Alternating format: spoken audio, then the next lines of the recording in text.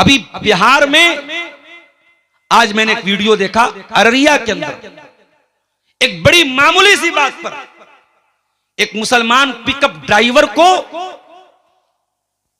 बाकायदा गर्दन काट के अलग कर दिया कि सरेआम पब्लिक प्लेस पर गर्दन अलग धड़ अलग, लाश पड़ी है सामने, सर अलग कटा है, धड़ अलग कटा है। बाद में पब्लिक ने, जिसने मारा था उसको भी पब्लिक ने पीट पीट के मार डाला।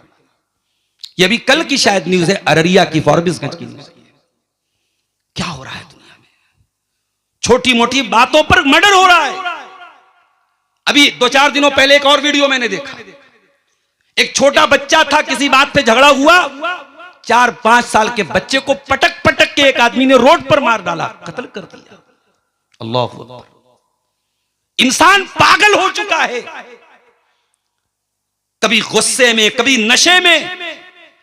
और अल्लाह के नबी की वो हदीसें हमें याद आती हैं, कयामत के पहले कत्ल बहुत ज्यादा होंगे, खून खराबा बहुत ज्यादा होगा, इतना ज्यादा कत्ल होगा, इतना ज्यादा खून खराबा होगा। ला यदरिल कातिलु फीमा कतल, कत्ल करने वाले को नहीं पता मैंने क्यों मार डाला, और जो कत्ल हुआ है बेचारा उसको भी नहीं पता मुझे क्यों कत्ल कर दिया गया।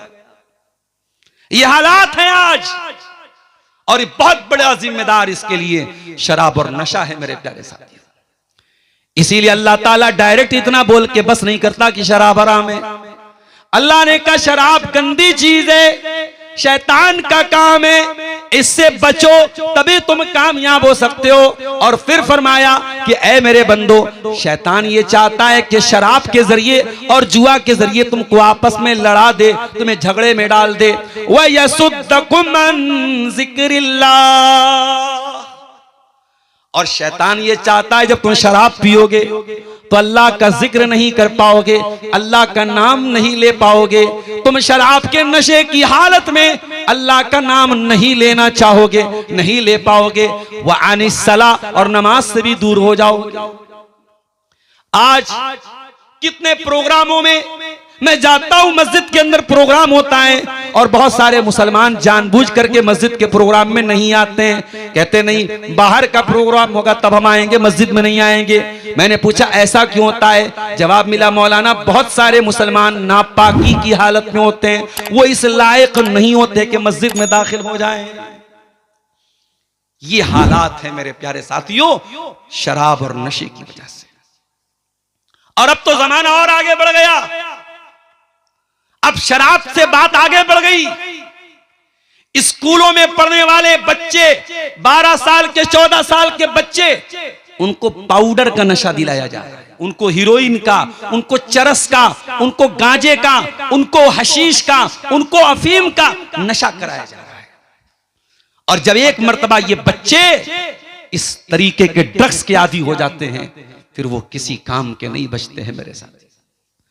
बड़े दर्द के साथ मेरे नौजवानों आपसे कहना चाहूंगा, किसी भी तरीके के नशे किया अगर लत में मुब्तला हो, अल्लाह के वास्ते तौबा कर लो। अरे जिस माँ ने तुम्हें सीने से लगा के पाला था, उस माँ को क्यों रुलाते हो? वो माँ जब तुम्हें नशे की हालत में तड़पते देखती है, सोचो उस माँ के कलेजे पर क्या गुजरती होगी।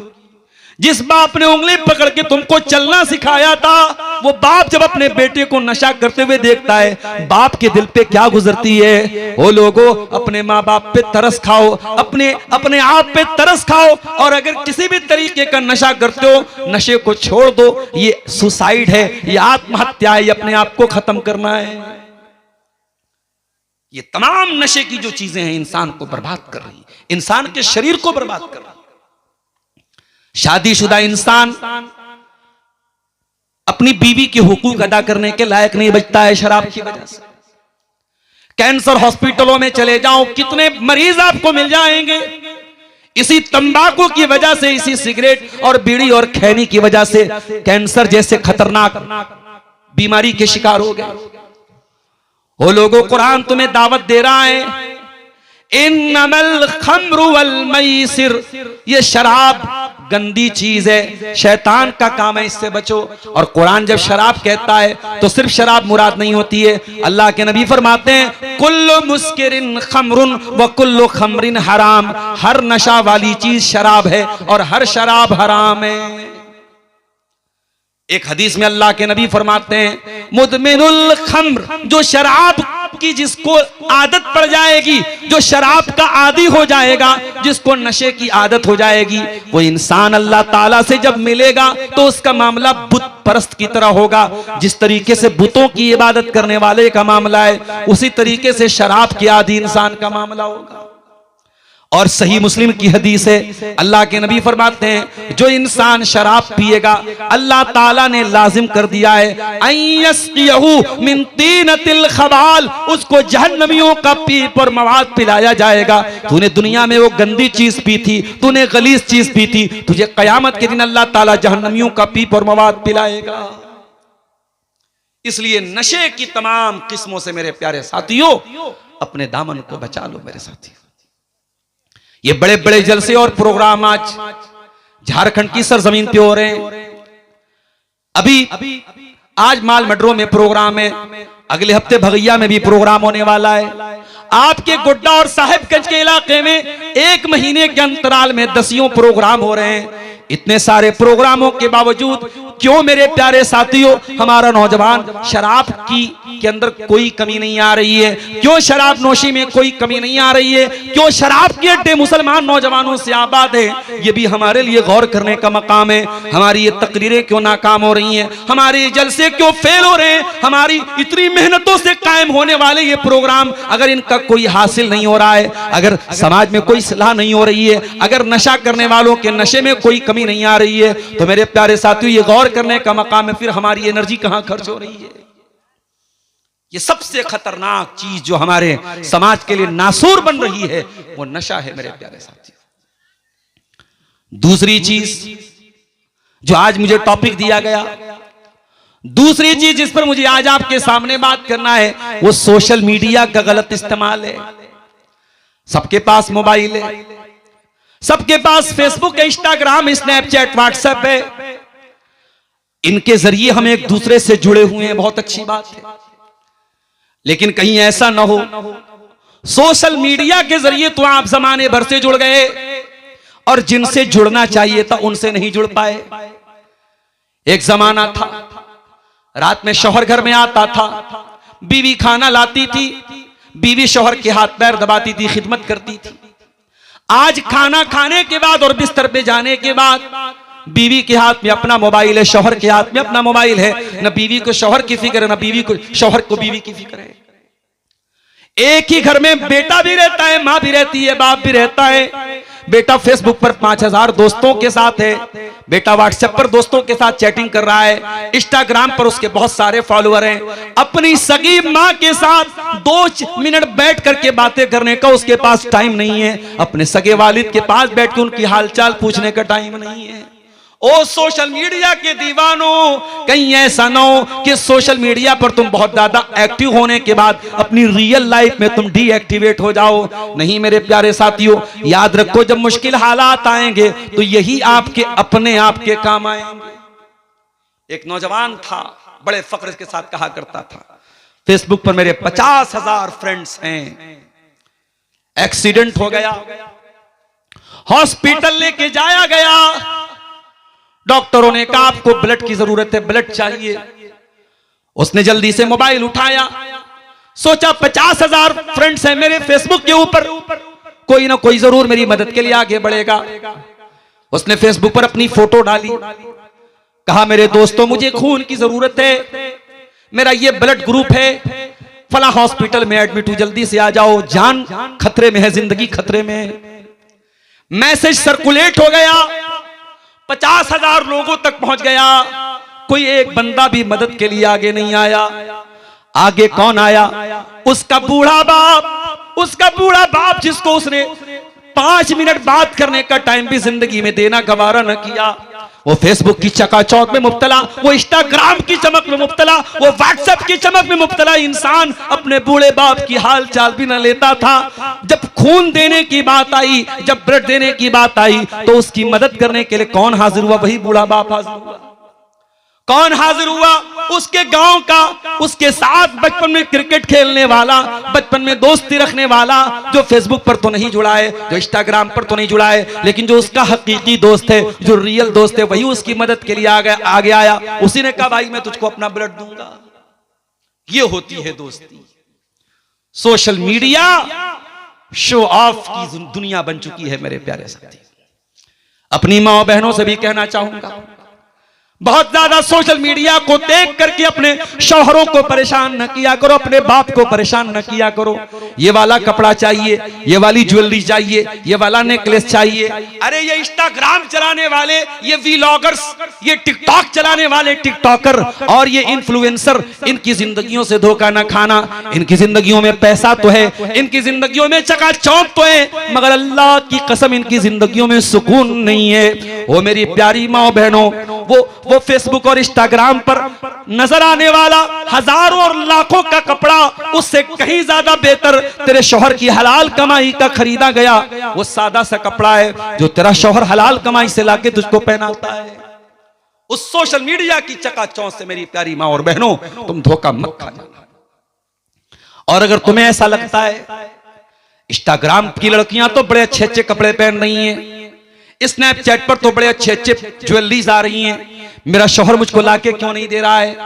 अगर तुमको ये एहसास पैदा होता है तो कभी न्यूज में जाके देख लेना कि इसी दुनिया में एक मुल्क है फलस्तीन, और उसी फलस्तीन का एक शहर है गज़ा, जहां की हजारों लाखों बहनें आज उनके शौहरों का इंतकाल हो चुका है और इस्राइल की बमबारियों में उनके घर टूट चुके हैं। उनके पास सर ढांपने को छत भी नहीं है, उनके छोटे छोटे बच्चे बिलखते हैं, उनके पास खाने को 2 वक्त की रोटी भी नहीं है। ओ मेरी प्यारी माओ बहनों, तुम कम से कम अपने घर में आराम से 2 वक्त की रोटी तो खा रही हो। ठीक है वो महंगे महंगे कपड़े तुम्हें नसीब नहीं होते, सादे कपड़े पहनती हो, मगर कम से कम तुम कपड़े तो पहन रही हो, तुम्हें मकान तो मौजूद है, तुम्हें तुम्हारा इज्जत देने वाला शौहर तो मौजूद है। उन मजलूम बहनों से जाके पूछो जिनके शौहरों का इंतकाल हो चुका है, जो जवानी में बेवा हो चुकी हैं, जिनके घरों को बुलडोजर से गिरा दिया गया है, जिनके घरों पे इस्राइल ने बम बरसा दिया है। वो मेरी प्यारी माँ बहनों, कभी उन मजलूम और मजबूर औरतों के हालात भी जाके देख लो।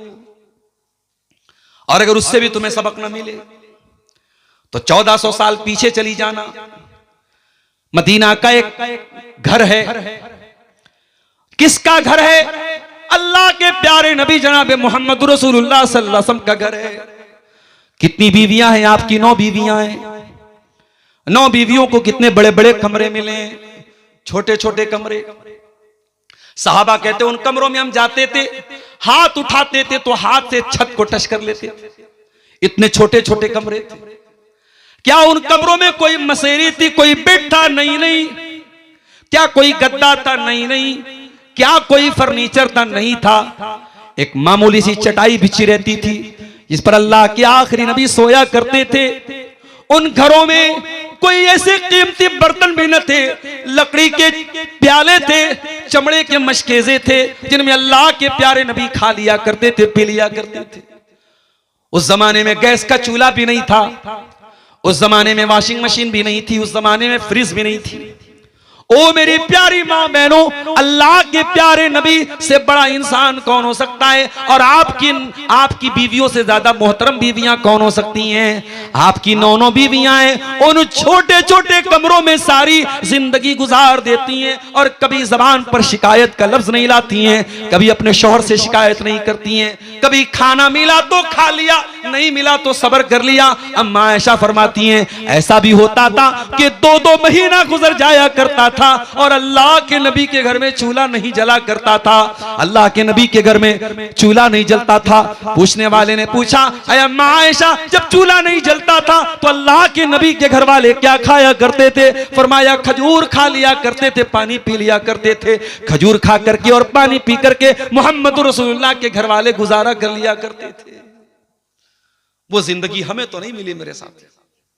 हम तो बड़े ऐशो आराम से जिंदगी गुजारते हैं। ठीक है अभी वक्ती हालात आए तो कहीं गैस का सिलेंडर महंगा हो गया, कहीं पेट्रोल के लिए लंबी लाइन लग गई, ये वक्ती हालात है, वरना आम तौर से अगर हम देखो तो हम तो बहुत सुकून की जिंदगी गुजार रहे हैं। इसलिए मेरी प्यारी माँ बहनों, ये सोशल मीडिया से धोखा न खाना, ये सीरियलों की जिंदगी से धोखा न खाना, ये फेसबुक और इंस्टाग्राम की जिंदगियों से धोखा न खाना।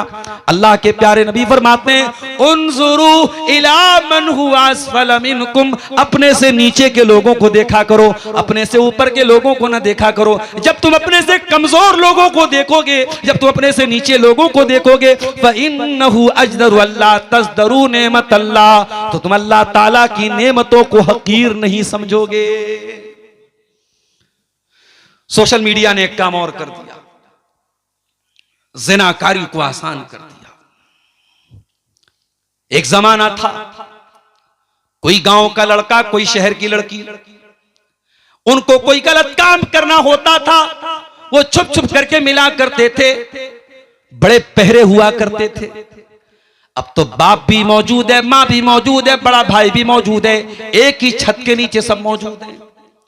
रात के 2 बज रहे हैं, लड़की स्नैपचैट पर अपना गंदा वीडियो लड़के को भेज रही है, और स्नैपचैट ने बड़ी प्राइवेसी भी दे दी है। उधर देखो उधर डिलीट हो गया, सारी प्राइवेसी भी बरकरार रह गई, कोई खतरा भी नहीं है। इस तरीके से आज इज्जतों के जनाजे निकल रहे हैं, और एक एक लड़की 10-10 लड़कों से बातें कर रही है, एक एक लड़का 10-10 लड़कियों से बातें कर रहा है, और बाकायदा बातें नहीं मुलाकातों तक मामला पहुंच रहा है। ओ लोगों, सोशल मीडिया को ज़िनाकारी और बदकारी का जरिया न बनाना।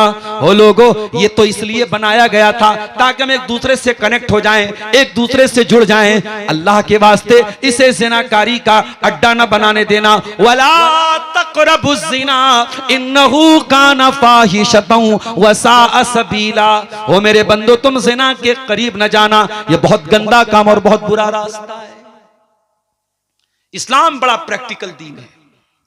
इस्लाम ने इतना कह के छोड़ नहीं दिया ज़िना के करीब मत जाओ। इस्लाम ने अगर कहा है कि ज़िना के करीब मत जाओ, तो इस्लाम ने रूल भी बनाया, इस्लाम ने कानून भी बनाया। लड़की घर से निकल रही है, लड़की माल मटरों की रहने वाली है, भागलपुर उसको जाना है, बहुत लंबा नहीं, 60-70-80 किलोमीटर का सफर है। उसे रांची जाना है, 200-300 किलोमीटर का सफर है। कलकत्ता जाना है, 300-400 किलोमीटर का सफर है। लड़की घर के बाहर निकल रही है, सफर में जा रही है। अल्लाह के नबी फरमाते हैं ला तुसाफिरुल मरअतु इल्ला व मअहा मुहरिम, औरत बगैर महरम के सफर न करे, औरत कहीं रात न गुजारे बगैर महरम के। घर में कई भाई रहते हैं, एक भाई की शादी हो गई, एक भाई कुंवारा है। अब देवर भाभी का सामना हो रहा है एक ही घर के अंदर, देवर भाभी में हंसी मजाक भी हो रहा है, हर तरीके की बातें भी हो रही हैं, और यहीं से बात खराब हो रही है, यहीं से मामला गड़बड़ हो रहा है, यहीं से देवर के अंदर अपनी भाभी के लिए गलत ख्यालात पैदा हो रहे हैं। और अगर कहीं भाई बाहर रह रहा है और भाभी घर में अकेली रह रही है, तो और ज्यादा गुनाह के चांसेस बढ़ रहे हैं, और ज्यादा गुनाह के मौके मिल रहे हैं। इसी मौके पर जब ज़िना का खतरा मौजूद है, अल्लाह के नबी फरमाते हैं ओ लोगों, खबरदार, गैर महरम औरतों के पास तन्हाई में न जाया करो। इयाकुम वद्दुखूल अलन निसा, ओ लोगों, गैर महरम औरतों के पास न जाया करो। सहाबा ने कहा अय अल्लाह के नबी, क्या देवर भी अपनी भाभी के पास नहीं जा सकता है? क्या जीजा भी अपनी साली के पास नहीं जा सकता है? अफरअयतल हम या रसूल अल्लाह, अय अल्लाह के नबी, आपका क्या ख्याल है? क्या देवर भाभी से भी नहीं मिल सकता है? क्या जीजा साली से भी नहीं मिल सकता है? आपने फरमाया अल हम व अल मौत, देवर तो भाभी के लिए मौत है, जीजा तो साली के लिए मौत है। ऐसे वाकयात भी हमारे सामने आए। साली आई अपनी बहन के यहां और जीजा का दिल आ गया साली के ऊपर।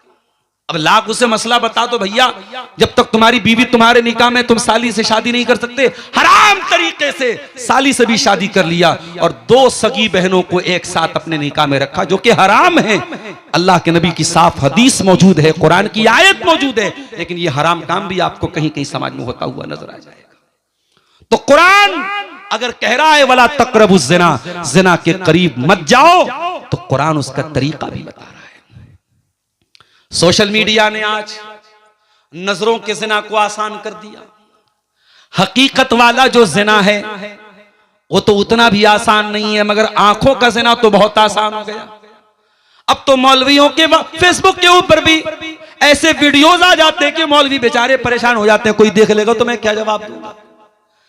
और बात मौलवियों की आई है तो ये भी सुन लो मेरे भाई, मौलवी भी आपकी तरह इंसान होते हैं, उन्हें कोई दूसरी मखलूक समझने की गलती मत करना, उन्हें फरिश्ता समझने की गलती मत करना।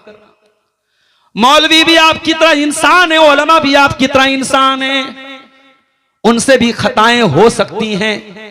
उन पर आंख मूंद करके भरोसा करने की मैं आपको कभी मशवरा नहीं दूंगा। आप अपनी जवान लड़की को किसी मौलवी के पास ट्यूशन पढ़ने के लिए भेज रहे हैं और तन्हाई दे रहे हैं तो यह आपकी गलती है। आपने क्यों मौका दिया?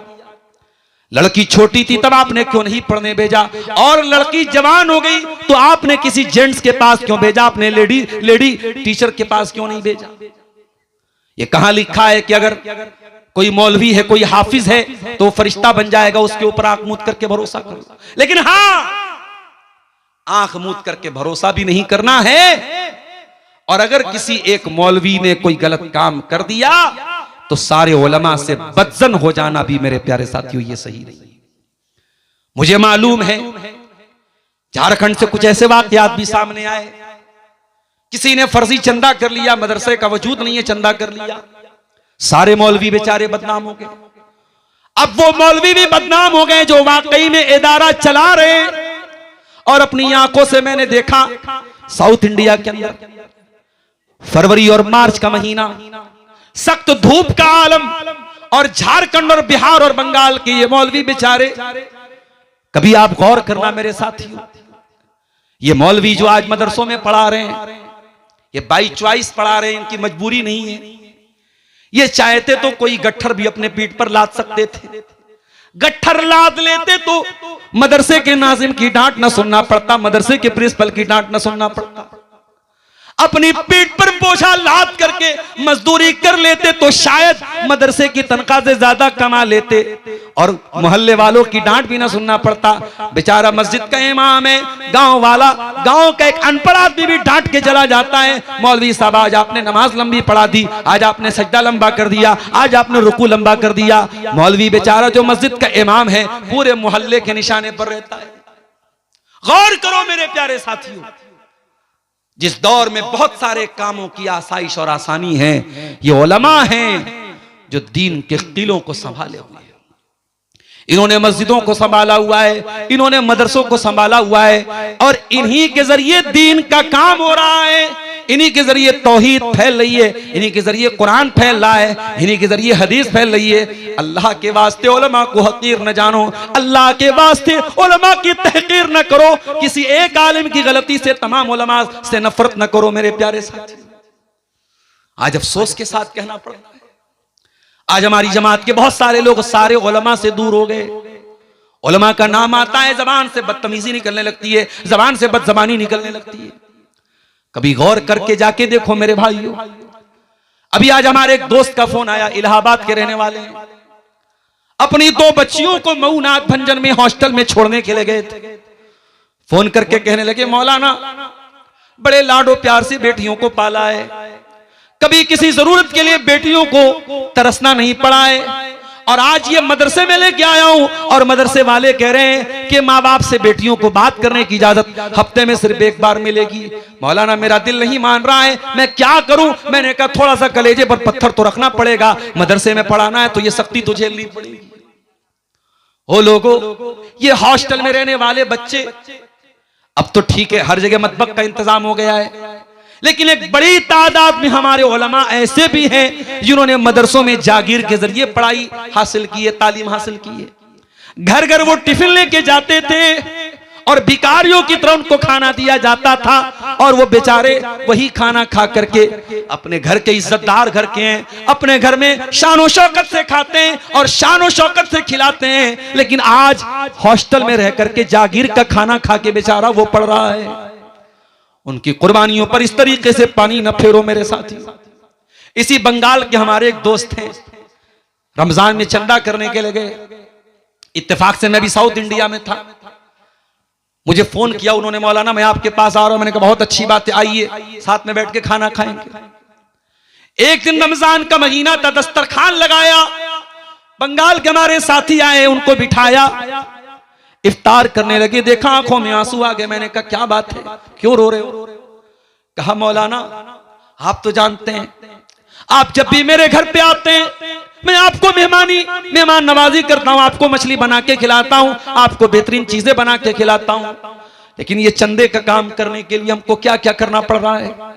हम रमजान में चंदा करने जाते हैं, हमें भिखारियों की तरह मस्जिदों में जाके जहां इफ्तार हो रहा है वहां बिन बुलाए मेहमान की तरह जाके बैठ जाना पड़ता है। जहां सहरी का इंतजाम हो रहा है बिन बुलाए मेहमान की तरह जाके बैठ जाना पड़ता है। बड़ी शर्म आती है, बड़ी गैरत लगती है, बड़ा रोना आता है, मगर क्या करें, चंदा न करें तो हमारी तनख्वाहें न मिलेगी, और हमारी तनख्वाहें न मिले तो घर कैसे चलेगा। हमारी मजबूरी, हमको चंदा करना पड़ता है।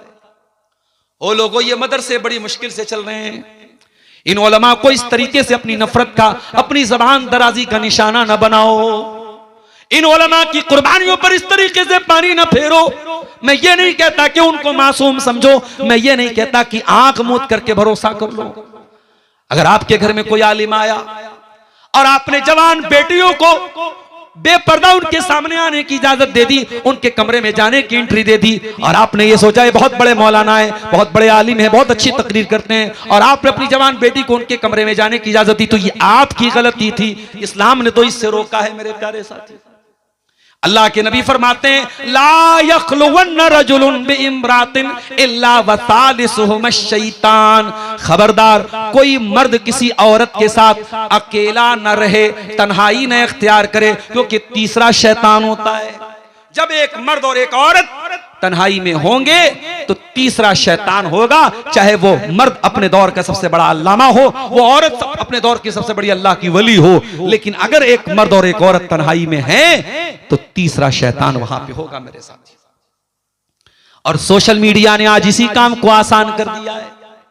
सोशल मीडिया पर आप किससे बातें कर रहे हैं, किससे चैटिंग कर रहे हैं, क्या आपने मैसेज भेज दिया, क्या आपने वॉइस मैसेज भेज दिया, क्या वीडियो भेज दिया, ये आप जानते हैं, आपका मोबाइल जानता है, आपका रब जानता है। ओ लोगों, जब गुनाह करना आसान हो जाए तो ये भी बहुत बड़ा इम्तिहान हो जाता है। अल्लाह के नबी के दौर में जब सहाबे किराम एहराम की हालत में निकलते थे, जब उम्रा करने निकलते थे, तो उनकी आंखों के सामने नीलगाय गुजरती थी, हिरण गुजरते थे, और एहराम की हालत में शिकार करना मना था।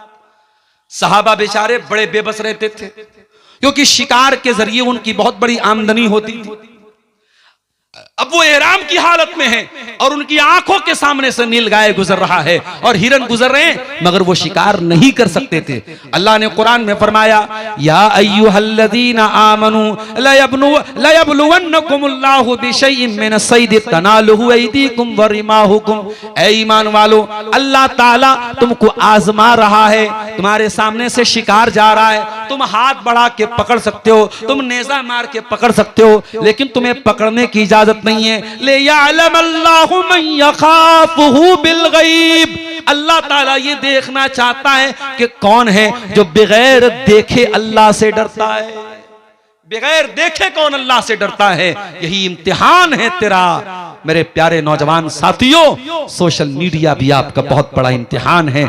मैं ये नहीं कहता आप फेसबुक न चलाएं, मगर आप किसी लड़की से अच्छे मकसद के लिए भी क्यों बात करते हैं। कुछ लोग कहते हैं हम अच्छे मकसद के लिए बात करते हैं। कितनी मुसलमान लड़कियां हैं, किसी गैर मुस्लिम लड़के का मैसेज आया, अस्सलामु अलैकुम, मेरा नाम फलां है और मैं इस्लाम के बारे में जानना चाहता हूं।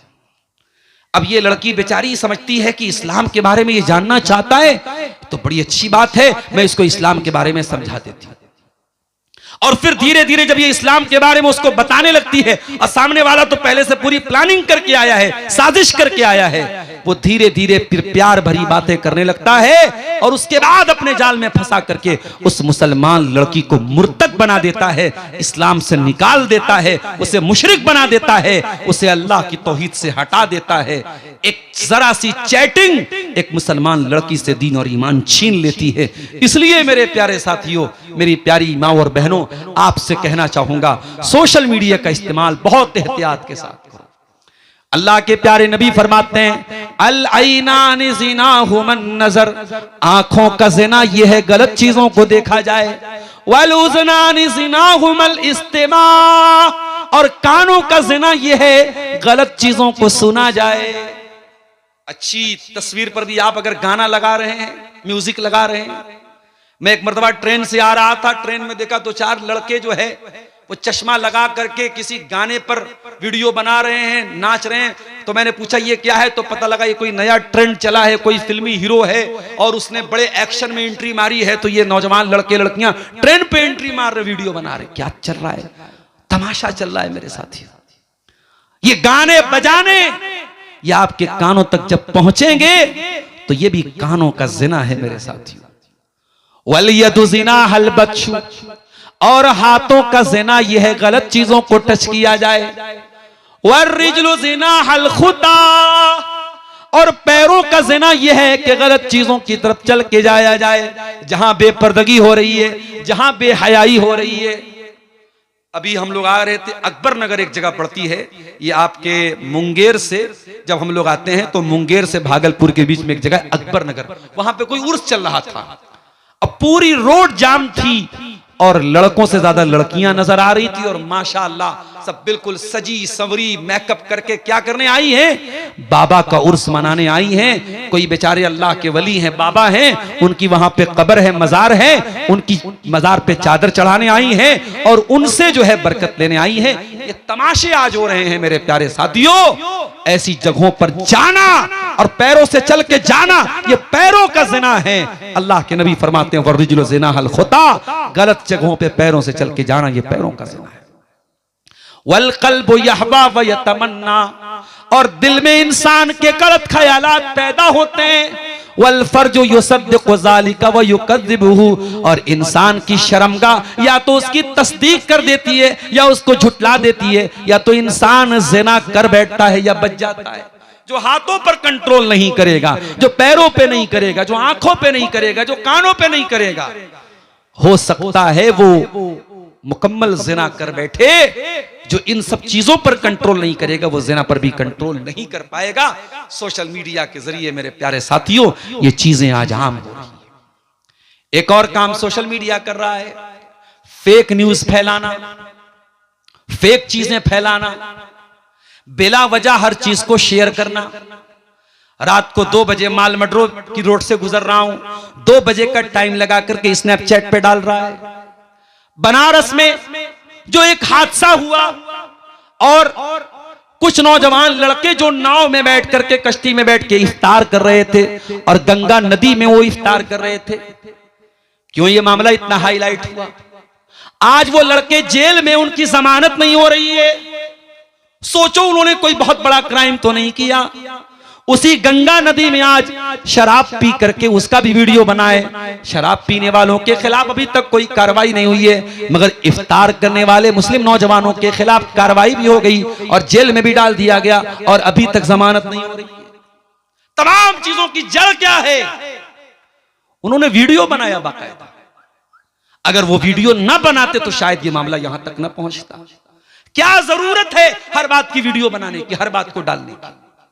और मैं बार बार इन यूट्यूबर हजरात से भी ये बात कहता हूं। आज इसी झारखंड के करीब के बिहार के एक आलिम दीन के साथ जो कुछ मामला हो रहा है वो यूट्यूब की एक क्लिप की वजह से हो रहा है। काश के वो रिकॉर्डिंग करने वालों ने उस क्लिप को काट दिया होता तो शायद ये मामला इतना आगे ना बढ़ता। लेकिन यहां तो मामला ये है कि हमें व्यूज हासिल करने हैं, हमें तो सब्सक्राइबर बढ़ाने, हमें तो पैसा बढ़ाना है, तो हम तो और ज्यादा हाईलाइट करेंगे इस तरीके की चीजों। जो उन्होंने नहीं कहा है वो भी जोड़ देंगे, उसके अंदर थंबनेल लगा देंगे ऐसा कि बात बिल्कुल वायरल हो जाए। तो ये बहुत खतरनाक इस दौर में सोशल मीडिया का काम हो रहा है। फेक न्यूज, फर्जी चीजें, फर्जी वीडियो शेयर हो रहा है। अल्लाह के प्यारे नबी फरमाते हैं कफा बिल मरई कदीबन नहीं युहद्दिस बिकुल्लि मा समिया। सबसे बड़ा झूठा इंसान वो है जो हर सुनी सुनाई बात को बयान कर दे, जो तहकीक न करे, जो वेरीफाई न करे। इसीलिए कुरान कहता है या अय्युहल्लज़ीना आमनू इन जाअकुम फासिकुम बिनबइन फतबय्यनु, ऐ ईमान वालो जब तुम्हारे पास कोई फासिक आदमी कोई खबर लेकर के आए तो तहकीक कर लिया करो। अन तुसीबू कौमम बिजहालतिन फतुस्बिहू अला मा फअलतुम नादिमीन, कहीं ऐसा ना हो कि तुम फेक न्यूज को फैलाने के चक्कर में किसी को नुकसान पहुंचा दो। तो सोशल मीडिया ने फेक न्यूज को भी बहुत फैलाया है मेरे प्यारे साथियों। अब आइए 3 पार हो चुका है और हमारे टॉपिक का 2 हिस्सा भी और बचा है। इस दौर के फितनों के बारे में भी मुझे कुछ आपको बताना है। अभी इस्राइल और ईरान की जंग चल रही थी। हमारे बहुत सारे मुसलमान नौजवान साहब हम तो ईरान के साथ हैं और हम तो फलां को अपना रहबर मानते हैं और फलां को अपना रहबर मानते हैं, और इस वक्त मसलकी इख्तिलाफ पर बात करने का मौका नहीं है। अगर कोई अबू बकर और उमर को बुरा भला कहता है वो उसका अपना अकीदा है, मगर इस्लाम के नाम पे हमें उसके साथ खड़े होना चाहिए। क्या बात करते हैं आप? कोई अबू बकर उमर को ना माने, कोई अबू बकर उमर को गाली दे, कोई अम्मा आयशा को गाली दे और आपके दिल में उसके लिए सॉफ्ट कॉर्नर पैदा हो जाए, ये अगर आपका अकीदा है तो अपने अकीदे पर नजरसानी कर लीजिए मेरे साथी। अबू बकर का दुश्मन, उमर का दुश्मन, उस्मान का दुश्मन, अली का दुश्मन, आयशा का दुश्मन, हमारा दुश्मन। कोई सहाबे किराम का दुश्मन हो और वो हमारा महबूब बन जाए, ये कभी नहीं हो सकता है। इसलिए इस मौजूदा दौर में जब दुनिया में जंगों के हालात हो तो आप हर मसले पर सोशल मीडिया पर अपनी राय मत व्यक्त कीजिए। फेसबुक के ऊपर पोस्टें न डालिए, व्हाट्सएप पर पोस्टें न डालिए, कहीं ऐसा न हो कि आपकी एक नादानी से पूरी कम्युनिटी पर कोई मुसीबत आ जाए। इस दौर का बहुत बड़ा फितना यह है कि लोग उलमा से रहनुमाई हासिल नहीं करते हैं, अपनी मनमानी करते हैं मेरे प्यारे साथियों। अल्लाह के प्यारे नबी फरमाते हैं इन्नल्लाह ला यक़बिज़ुल इल्मा इंतिज़ाअन यंतज़िउहु मिनल इबाद, अल्लाह ताला दुनिया से इल्म को अचानक नहीं उठाएगा, वलाकिन यक़बिज़ुल इल्म बिक़ब्ज़िल उलमा, बल्कि अल्लाह ताला उलमा को उठा लेगा। यहां तक कि जब दुनिया से उलमा चले जाएंगे इत्तख़ज़न नासु रुऊसन जुहाला, लोग जाहिलों से मसला पूछेंगे, लोग जाहिलों को मुफ्ती बना लेंगे, लोग जाहिलों से फतवा पूछेंगे। फसुइलू फअफ्तौ बिगैर इल्मिन, और वो जाहिल लोग बगैर इल्म के फतवा देंगे। फदल्लू वदल्लू, खुद भी गुमराह होंगे, दूसरों को गुमराह करेंगे। इसी आपके झारखंड की सरजमीन के बड़े जलीलुल कद्र आलिम थे अल्लामा मुफ्ती अब्दुल अजीज हक्कानी साहब, जिंदा थे तो हमें लगता था ये तो बस ऐसे ही मामूली आलिम है। जलसे में हमने निजामत सदारत करवा ली, उनके 10 मिनट तकरीर करवा के छोड़ दिया। आज उनके जाने के बाद इस पूरे झारखंड के इलाके में उनके पाए का कोई आलिम नजर नहीं आता है मेरे साथियों। आज बड़े बड़े मदरसों में जो शेखुल हदीस हैं, जो उलमाए हदीस हैं, उनके जाने के बाद हदीस की किताबों को कौन पढ़ाएगा? कोई पढ़ाने वाला नजर नहीं आता है। फतवा देने वाले दुनिया से जा रहे, उनकी जगह कोई लेने वाला नजर नहीं आता है। मेरे प्यारे साथियों, बड़े बड़े जुब्बा वाले और बड़ी बड़ी पगड़ी वाले तो नजर आ जाएंगे, बड़ी बड़ी ऊंची ऊंची टोपी वाले तो आपको मिल जाएंगे, मगर इल्म जिस चीज का नाम है वो इल्म दुनिया से जा रहा है। अल्लाह के नबी फरमाते हैं जब दुनिया से उलमा चले जाएंगे लोग जाहिलों को अपना सरदार बना लेंगे। इस दौर का बहुत बड़ा फितना है ये मेरे साथियों कि आप उलमा से दूर हो जाएं। नहीं नहीं, उलमा से जुड़ करके रहिए, उलमा से मशवरा हासिल कीजिए, उलमा से रहनुमाई हासिल कीजिए। कोई भी मसला दीन का आ जाए अपने उलमा से रहनुमाई हासिल कीजिए और उनकी रहनुमाई में काम कीजिए मेरे प्यारे साथियों। इसी तरीके से इस दौर का एक बहुत बड़ा फितना यह भी है कि 4 किताबें पढ़ने के बाद कोई इंसान अल्लाह ताला के बारे में, रसूल के बारे में और जन्नत के बारे में और जहन्नम के बारे में सवाल खड़ा करने लगे। अभी आज मैं एक वीडियो देख रहा था, अल्लाह के रसूल के बारे में बड़ी गंदी जबान और बड़ी बेहुदा जबान सलीम वास्तविक नाम का एक इंसान जो बाकायदा मीडिया पर खुल करके अपने आप को कहता है कि मैं पहले मुसलमान था और अब अपने आप को एक्स मुस्लिम बोलता है, वो इंसान खुल करके अल्लाह के नबी के बारे में झूठी बातें बोल रहा है, हजरत आयशा के बारे में बदतमीजी कर रहा है और अल्लाह के नबी के किरदार के ऊपर उंगली उठा रहा है। मेरे प्यारे नौजवान साथियों, इस दौर का ये बहुत बड़ा फितना है कि इस्लाम पर लोग एतराजात करेंगे, नबी पर एतराजात करेंगे, और बहुत सारे भोले भाले सीधे साधे मुसलमान भी इन चीजों का शिकार हो जाएंगे। लिहाजा अपने ईमान की हिफाजत करो मेरे प्यारे साथी। और ईमान की हिफाजत कैसे होगी? जब आप कुरान का मुताला करेंगे, जब आप हदीस का मुताला करेंगे, जब आप उलमा के साथ जुड़ करके रहेंगे। आज आप अपने गांव के अंदर हैं, मस्जिदों के बीच में, मदरसों के बीच में, मगर इसी माल मेट्रो के बहुत सारे लोग कलकत्ता में रह रहे हैं, दिल्ली में रह रहे हैं, मुंबई में रह रहे हैं, और अपनी फैमिली के साथ ऐसी कॉलोनी में वो जाके रह रहे हैं जहां पे कोई अपनी अहले हदीस की मस्जिद नहीं है, कोई अहले हदीस का मदरसा नहीं, कोई अहले हदीस का आलिम नहीं है। और वहां पे जाने के बाद जब उनके बच्चों को सही गाइडेंस नहीं मिला, जब उनको सही रहनुमाई करने वाला नहीं मिला, तो उनकी आने वाली नस्लें कब्र परस्त बन गई, उनकी आने वाली नस्लें खराब हो गई। इसलिए मेरे प्यारे साथियों, अपने साथ साथ अपनी आने वाली नस्लों की भी फिक्र करो, अपने बच्चों की भी फिक्र करो। हजरत इब्राहिम अलैहिस्सलाम अल्लाह ताला से दुआ करते हैं, वजुनुबनी व बनिया अन नाबुदल असनाम। आय अल्लाह तू मुझे और मेरे बच्चों को बुत परस्ती से बचा ले। आय अल्लाह तू मुझे और मेरे बच्चों को शिर्क करने से बचा ले। आय अल्लाह मेरी औलाद के अंदर शिर्क को पनपने न दे। आप गौर कीजिए मेरे साथ, मजारों पर सजदा हो रहा है और मुसलमान औरत सजदा कर रही है, मुसलमान मर्द सजदा कर रहा है, और उसको कोई गुनाह का काम समझ के नहीं कर रहा, उसको अच्छा समझ के कर रहा है। करे गैर गर्बुत की पूजा तो काफिर, कवाकिब में माने करिश्मा तो काफिर, झुके आग पर बहरे सजदा तो काफिर, जो ठहराए बेटा खुदा का तो काफिर, मगर मोमिनों पर कुशादा है राहें, परस्तिश करे शौक से जिसकी चाहे, नबी को जो चाहे खुदा कर दिखाएं, इमामों का रुतबा नबी से बढ़ाएं, मज़ारों पे जा जा के नजरें चढ़ाएं, शहीदों से जा जा के मांगे दुआएं, न तौहीद में कुछ फर्क इससे आवे, न इस्लाम बिगड़े न ईमान जाए। आज गांव देहात की मुसलमान औरतों को देख लीजिए आप, उनके माथे पर आपको बिदिया भी मिल जाएगी, उनकी मांग में सिंदूर भी मिल जाएगा, उनके गले में मंगल सूत्र भी मिल जाएगा, और आप फर्क नहीं कर पाएंगे ये मुसलमान है या गैर मुस्लिम है। अल्लाह के नबी ने इसको भी कयामत की एक निशानी करार दिया था। आपने फरमाया, लतत्तबिउन्ना सुनन मन कान क़ब्लकुम, ओ लोगों तुम अपने से पहले के लोगों के तरीके पर चलोगे। ये बर्थडे मनाना, ये एनिवर्सरी मनाना, ये सालगिरह मनाना, ये किसकी तहजीब है मेरे साथियों? ये मेरे नबी का कल्चर तो नहीं, ये मेरे नबी की तहजीब तो नहीं है। ये शराब पीने वालों का कल्चर है, ये ज़िना करने वालों का कल्चर है, ये सूअरखोर लोगों का कल्चर है, और वो कल्चर आज मुसलमान अपना रहा है। बड़े फख्र से अपने बच्चे का बर्थडे मना रहा है, बड़े फख्र से अपनी बीवी के साथ एनिवर्सरी मना रहा है। अरे तुझे बीवी को रेस्टोरेंट में खाना खिलाना है, तू रोज खाना खिला, तुझे एनिवर्सरी मनाने की क्या जरूरत है? तुझे अपने बच्चों को केक खिलाना है, तू कभी भी खिला दे। तुझे साल में बर्थडे के नाम से एक सेलिब्रेशन मनाने की क्या जरूरत है? अल्लाह के नबी फरमाते हैं, तुम अपने से पहले के लोगों के तरीके पर चलोगे, शिब्रम बिशिब्रिन, अगर वो एक बालिश चलेंगे तुम भी एक बालिश चलोगे, अगर वो एक हाथ चलेंगे तुम भी एक हाथ चलोगे, हत्ता लौ सलकू जोहरा ज़ब्बिन लसलक्तुमू, अगर वो किसी जानवर के बिल में चले जाएंगे तो तुम भी जानवर के बिल में चले जाओगे। इसी तरीके से इस दौर का एक बहुत बड़ा फितना ये भी है मेरे प्यारे साथी, हराम कमाई का फितना।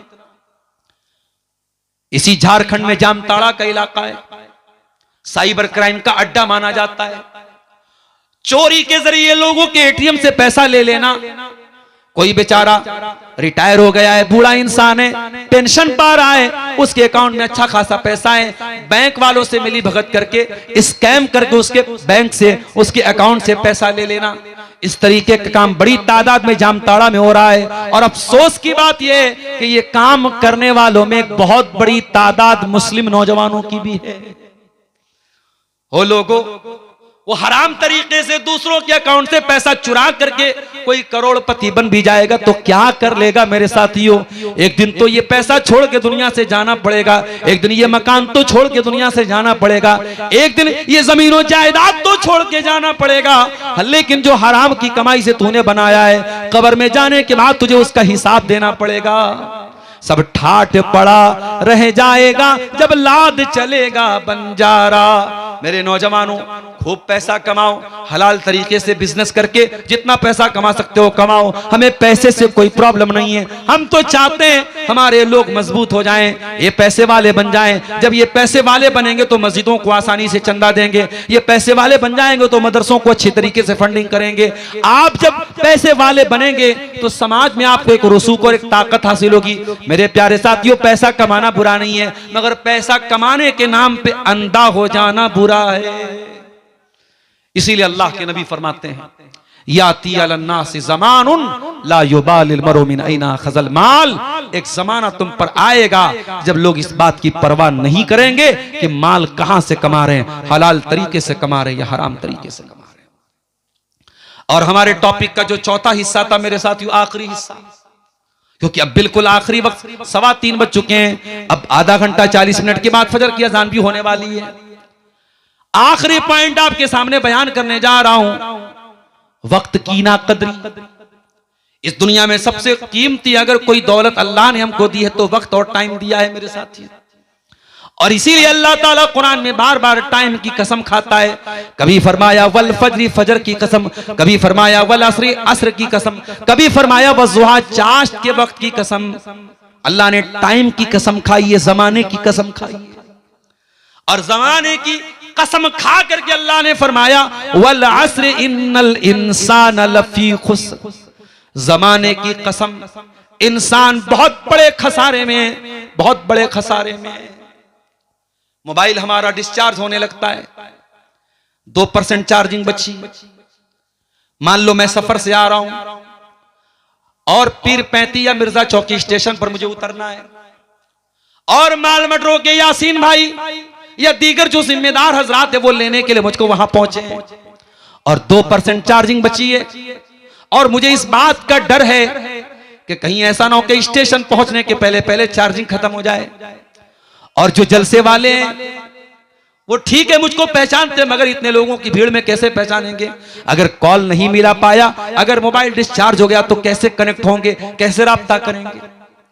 2% चार्जिंग बची हो, हम परेशान हो जाते हैं किस तरीके से चार्जर मिल जाए और चार्जिंग हो जाए और हमारा फोन डिस्चार्ज होने से बच जाए। ओ लोगों, हमारी जिंदगी की बैटरी भी तो धीरे धीरे डिस्चार्ज हो रही है।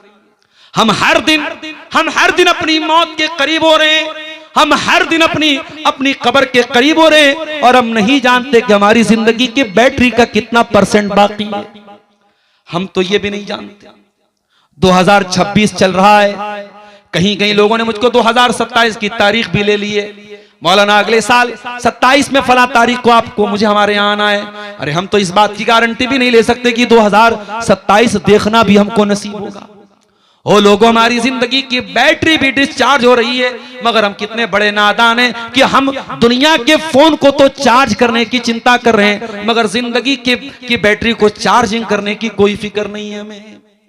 इसीलिए अल्लाह कुरान में कहता है इक़्तरब लिन्नास हिसाबुहुम व हुम फी गफलतिम मुरिदून। ओ लोगो, तुम कितने बड़े नादान हो, तुम्हारे हिसाब का टाइम करीब आ चुका है, फिर भी तुम गफलत में पड़े हुए हो, फिर भी तुम नादानी कर रहे हो। इसीलिए अल्लाह जमाने की कसम खा के कहता है वल अस्र, जमाने की कसम, इन्नल इंसान लफी खुस्र, बेशक तमाम के तमाम इंसान घाटे में है। जानते हो ये कुरान की जो सूरत है सूरह अस्र, ये बड़ी अहम सूरत है। सहाबा जब एक दूसरे से मुलाकात करते थे तो सलाम करने के बाद और खैर खैरियत पूछने के बाद एक दूसरे को सबक की तरह सुनाया करते थे वल अस्र इन्नल इंसान लफी खुस्र इल्लल्लज़ीना आमनू व अमिलुस सालिहाति व तवासौ बिल हक़्क़ि व तवासौ बिस सब्र। ऐसी क्या खास बात है इसके अंदर कि सहाबा जब एक दूसरे से मिला करते थे तो एक दूसरे को सुनाया करते थे। आओ जरा इसके तर्जमा पर गौर करो। वल अस्र, जमाने की कसम, इन्नल इंसान लफी खुस्र, बेशक तमाम के तमाम इंसान घाटे में है। इल्लल्लज़ीना आमनू, मगर वो लोग घाटे में नहीं हैं जो ईमान वाले हैं, व अमिलुस सालिहात, और जो नेक अमल करने वाले हैं, व तवासौ बिल हक़्क़ि, और हक बात की एक दूसरे को तबलीग करने वाले हैं, हक बात एक दूसरे को पहुंचाने वाले हैं। जानते हो दुनिया का कोई भी सिस्टम बगैर आपस में राब्ते के नहीं चलता है। ये मडरों का आज प्रोग्राम हो रहा है, मुझे भाइयों ने बताया कि बाकायदा वॉलंटियर्स के हाथ में वो दिया गया है, वाईफाई दिया गया है, यानी वायरलेस बात कर, वॉकी टॉकी दिया गया है, और तकरीबन 20 वॉकी टॉकी के जरिए पूरे जलसे को मैनेज कर रहे हैं, कहां क्या जरूरत है, कहां क्या कमी है, कहां क्या मसला है। 20 वॉकी टॉकी के जरिए बात हो रही है।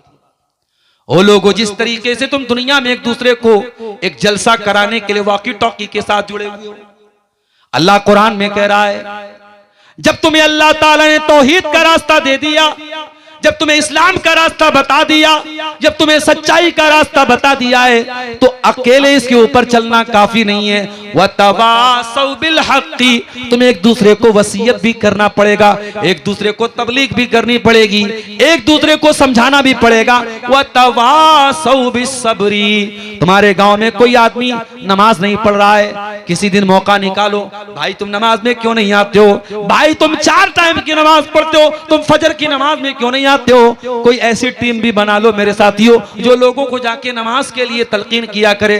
कोई ऐसी टीम भी बना लो जो किसी बेवा औरत है, कोई यतीम बच्चा है, उसकी मदद के लिए आगे बढ़ जाए। किसी के बारे में पता चले वो बंधन लोन ले रहा है, वो बैंक से लोन ले रहा है और 10-20 हजार का अमाउंट है, अरे भाई तू बैंक से लोन क्यों ले रहा है, तू इंटरेस्ट और ब्याज पे लोन क्यों ले रहा है। हम तुझे बगैर ब्याज के हम तुझे हलाल तरीके से, सही तरीके से तुझे कर्जे हसना देंगे, तुझे असल रकम लौटाना पड़ेगा, तुझे कोई ब्याज नहीं देना पड़ेगा। ऐसी टीम भी हमारे बीच में होनी चाहिए। वतवासौ बिल हक़्क़ि, जो हक बात की वसीयत करे। और जब ऐसी टीम बनाओगे तो ये आसान काम नहीं है, ये फूलों की सेज नहीं है। इतना अच्छा काम करोगे तब भी लोग गाली देंगे, लोग सवाल उठाएंगे, लोग एतराज करेंगे। और जब लोग एतराज करेंगे वतवासौ बिस्सब्री, तो एक दूसरे को सब्र की तलकीन करते रहना, एक दूसरे को बर्दाश्त की तलकीन करते रहना। मेरे प्यारे साथी, कुरान की ये छोटी सी सूरत है, इस सूरत को याद हम सबने किया है, हम नमाज में पढ़ते हैं, मगर ये सूरत हमें मैसेज क्या दे रही है कि जमाने की कसम इंसान सबसे बड़े घाटे में। एक आदमी बर्फ बेच रहा था, गर्मी का मौसम था, सुबह निकला बर्फ बेचने के लिए, दोपहर हो गई, थोड़ी सी बर्फ बिकी, दोपहर से शाम होने लगी और धीरे धीरे उसकी बर्फ पिघलने लगी। वो चिल्लाने लगा, ओ लोगो मेरी बर्फ को खरीद लो, इसके पहले कि मेरी बर्फ पिघल जाए, मेरी पूंजी खत्म हो जाए, मेरा कैपिटल पिघल जाए। ओ लोगो मेरा बर्फ खरीद लो, मैं जितने में खरीद के लाया हूं उतने में खरीद लो, मुझे कोई प्रॉफिट नहीं चाहिए, कम से कम मेरा कैपिटल तो बचा लो, मेरी पूंजी तो बचा लो, इसके पहले कि मेरा कैपिटल भी खत्म हो जाए। ओ लोगो मेरी बर्फ को खरीद लो। ये मंजर देखकर एक अल्लाह के नेक बंदे ने कहा, जब मैंने उस बर्फ बेचने वाले को इस तरीके से चिल्लाते हुए देखा कि ओ लोगों मेरे कैपिटल के खत्म होने के पहले मेरी बर्फ को खरीद लो, तब मुझे कुरान की इस आयत का मतलब समझ में आया। वल अस्र, जमाने की कसम, इन्नल इंसान लफी खुस्र, इंसान बहुत बड़े घाटे में। जो जमाने की हिफाजत नहीं कर पाया, जो टाइम की हिफाजत नहीं कर पाया, जो समय को नहीं बचा पाया, जो समय की कदर नहीं कर पाया, उससे बड़ा खसारे में कोई नहीं है। ये लाइव प्रोग्राम चल रहा है, बहुत सारे लोग अपने घरों में बैठ के सुन रहे हैं, अच्छी बात है। कोई दिल्ली में, कोई मुंबई में, कोई कलकत्ता में लाइव सुन रहा है, वो सुन रहा है तो अच्छी बात है। मगर भगैया में बैठ के कोई अगर 6-7 किलोमीटर का सफर तय करके मेट्रो ना आ सके और बैठ करके मोबाइल पर लाइव प्रोग्राम सुन रहा है, तो इसका मतलब यह है कि उसने इस जलसे में आने की अहमियत को नहीं समझा। मेरे साथी, आपकी जिंदगी में एक एक मिनट बहुत कीमती है, कोशिश ये कीजिए कि वो वक्त सही जगहों पर इस्तेमाल हो। मेरे प्यारे साथी, अल्लाह ताला कुरान के 18वें पारे में कहता है, हत्ता इदा जा अहदहुमुल मौत, ऐ मेरे बंदे जब तेरी मौत का टाइम आता है, काला रब्बिरजिऊन, तो बंदा कहता है अल्लाह मुझे तू दुनिया में दोबारा लौटा दे, अय अल्लाह तू एक मौका मुझको और दे दे, एक चांस मुझको तू और दे दे, लअल्ली आमलु सालिहन फीमा तरक्तु, अय अल्लाह मैं वादा करता हूं अगर एक चांस तू और दे देगा मैं नेक अमल करूंगा, मैं 5 टाइम की नमाज पढ़ूंगा, अय अल्लाह कोई गुनाह का काम नहीं करूंगा, अय अल्लाह तुझे कोई नाराज करने वाला काम नहीं करूंगा, अय अल्लाह एक मौका तू और दे दे, मैं गारंटी लेता हूं मैं नेक अमल करूंगा।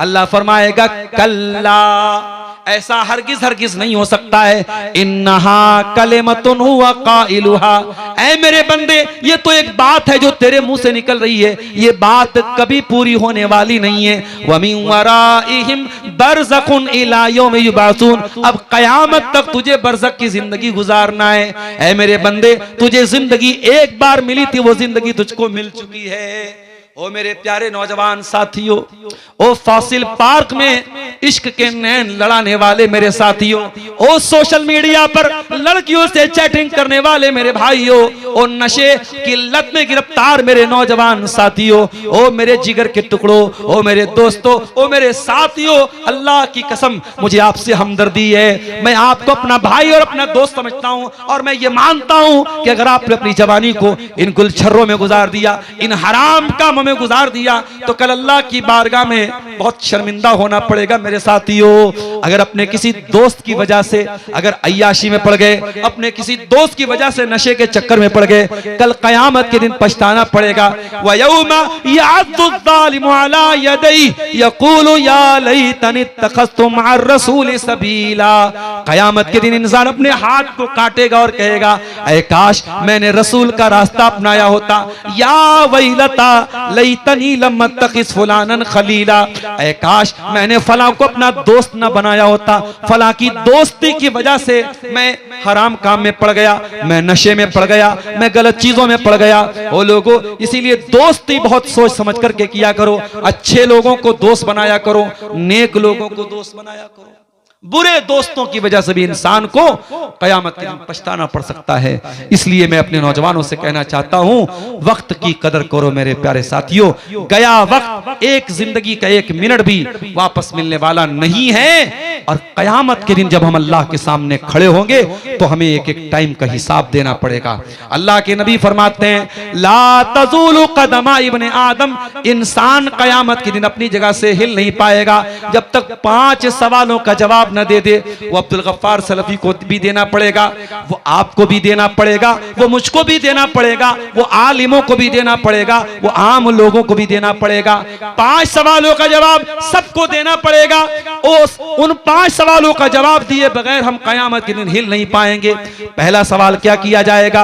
अन उम्रिही फीमा अफना, ऐ मेरे बंदे तूने जिंदगी को कहां गुजारा, तेरा टाइम कहां गुजरा, तेरा समय कहां गुजरा, तेरी जिंदगी कहां गुजरी। सबसे कीमती सवाल सबसे पहले हो रहा है। ओ शराब के नशे में डूब जाने वालों, ओ हराम कामों में समय गुजारने वालों, जरा सोचो कल अल्लाह की अदालत में यह सवाल किया जाएगा तो हम क्या जवाब देंगे? अन उम्रिही फीमा अफना, तूने जिंदगी को कहां गुजारा। दूसरा सवाल वन शबाबिही फीमा अबला, और ऐ मेरे बंदे तूने जवानी को कहां गुजारा। सारी जिंदगी का हिसाब अलग होगा और जवानी का हिसाब अलग होगा मेरे साथियों। और तीसरा सवाल वन मालिही मिन ऐन इक्तसबहु, तूने माल कहां से कमाया। वह फीमा अनफकहु, और माल कहां पे खर्च किया। और चौथा सवाल, 4 सवाल ये हो गया। और 5वां सवाल व माजा अमिला फीमा अलिमा, तूने जो इल्म हासिल किया उस इल्म के ऊपर तूने अमल कितना किया।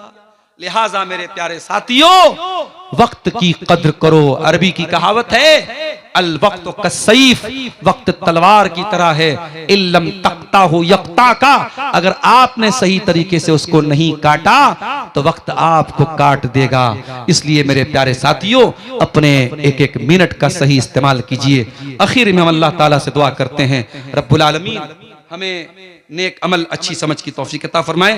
ये 2-4 सवालात आए हैं, इनका जवाब देके और दुआ करके हम बात खत्म करते हैं। थोड़ा सा वक्त बचा है, घर जा करके वजू कर लें आप, और हो सके तो 2-4 रकात तहज्जुद पढ़ लें और उसके बाद फजर की नमाज पढ़ के ही सोएं।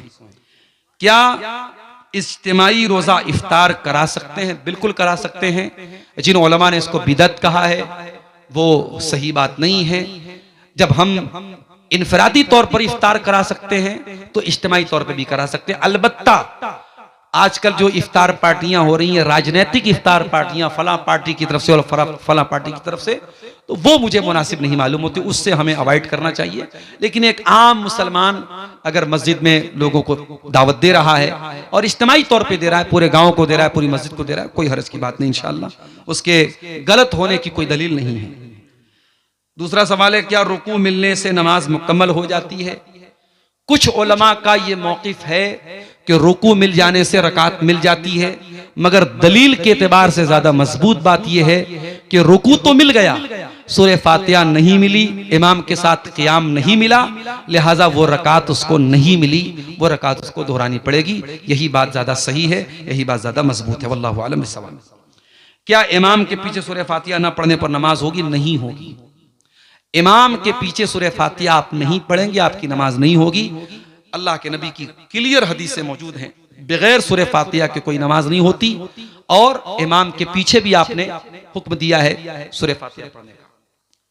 उसके बाद क्या तहज्जुद की 8 रकात में सना पढ़ सकते हैं? आपकी मर्जी, आप चाहें तो पहली रकात में सिर्फ पढ़ लीजिए, और आप चाहें तो हर दूसरी 2 रकात के बाद जब आप खड़े हों फिर से दुआए सना पढ़ लीजिए। आपको इख्तियार है, अगर आप चाहें तो पहली रकात में पढ़ करके बाकी हर रकात में आप सूरह फातिहा से भी स्टार्ट कर सकते हैं, और आप चाहें तो हर 2 रकात के बाद जब आप सलाम फेरेंगे फिर आप जब नई स्टार्ट करेंगे तो उसमें आप दुआए सना पढ़ सकते हैं। और तहज्जुद के अंदर जो अल्लाह के नबी दुआए सना पढ़ते थे, वो और भी दुआएं आप पढ़ते थे, उनको भी आप याद कर लीजिए। जैसे एक बड़ी लंबी दुआ है, बहुत प्यारी दुआ है, अल्लाहुम्मा लकल हम्दु अंता नूरुस समावाति वल अर्दि व मन फीहिन, वो दुआ भी आप दुआ की किताब में से याद कर लीजिए। तो ये चंद सवालात थे। अल्लाह ताला से दुआ है रब्बुल आलमीन हमें नेक अमल और अच्छी समझ की तौफीक अता फरमाए। रब्बुल आलमीन आज के इस प्रोग्राम में हमारे आने को, जमा होने को कबूल फरमाए। कल का जो दिन है, कल के दिन भी हमें सब्र और सुकून के साथ अपने उलमा के बयानात को सुनने की तौफीक अता फरमाए। और जिस मस्जिद के लिए ये प्रोग्राम मुनक़िद हो रहा है, अल्लाह उस मस्जिद की तामीर को हम सबको जल्द से जल्द मुकम्मल करने की तौफीक दे। अल्लाह हम सब के गुनाहों को माफ़ फरमाए, अल्लाह हमारी नेकियों को कबूल फरमाए, अल्लाह हमारे नौजवानों की इस्लाह फरमाए, हमारी माँ बहनों की इस्लाह फरमाए, कहने सुनने से ज़्यादा हम सबको अमल की तौफीक अता फरमाए। आमीन व आखिर दावाना अनिल हम्दुलिल्लाहि रब्बिल आलमीन। वस्सलामु अलैकुम व रहमतुल्लाहि व बरकातुहू।